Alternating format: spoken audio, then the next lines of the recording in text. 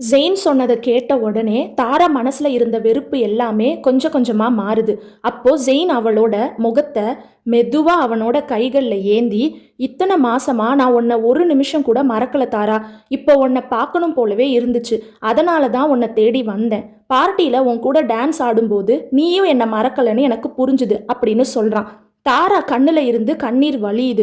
ஜெயினுக்குள்ள இருக்கிற அந்த பழைய லவ் அப்படியே இருக்குன்னு தாரா புரிஞ்சுக்கிறா. ஆனா அதே நேரத்துல அவளுக்கு ஜெகன் ஞாபகம் வருது. ஜெகன் என்னை ரொம்ப லவ் பண்றான். அவனை எப்படி ஏமாத்துறதுன்னு கில்ட்டியா ஃபீல் பண்றா. உடனே ஜெயின் கிட்ட, இல்ல ஜெயின், இப்ப எல்லாமே லேட் ஆயிட்டு. என் லைஃப்ல இப்போ ஜெகன் தான் இருக்கான் அப்படின்னு தாரா சொல்றா. அதுக்கு ஜெயின், நீ ஜெகன் கூட இருக்கும்போது உன்னோட ஹார்ட் பீட் இப்படி துடிக்குமா தாரா அப்படின்னு கேட்டு அவளை இன்னும் தன் பக்கத்துல அணைச்சுக்கிறான். எனக்கு தெரியும் தாரா, உன் மனசுல இன்னும் நான் மட்டும்தான் இருக்கேன்னு.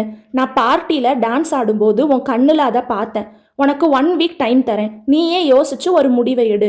ஆனா ஒன்று மட்டும் ஞாபகம் வச்சுக்கோ, உன்னை நான் வேற யாருக்கும் விட்டு தர மாட்டேன் அப்படின்னு சொல்லிட்டு தாராவோட நெத்தியில ஒரு முத்தம் கொடுத்துட்டு வந்த மாதிரியே பால்கனி வழியா போயிட்டான்.